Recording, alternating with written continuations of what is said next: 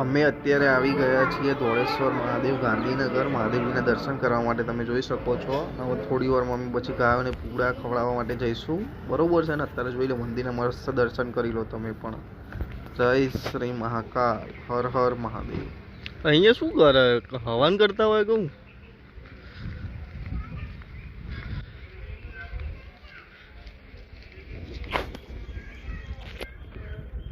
મહાદેવજીના મંદિરથી નીકળીને ગાયોને પૂરા કરવા જઈ રહ્યા છે. એની પહેલાં અહીંયા પાછળ નદી આવી છે ને ધોળેશ્વર મહાદેવના, ત્યાં અમે જઈએ છીએ.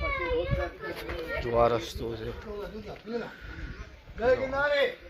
કેટલા રૂપિયાના છે? હે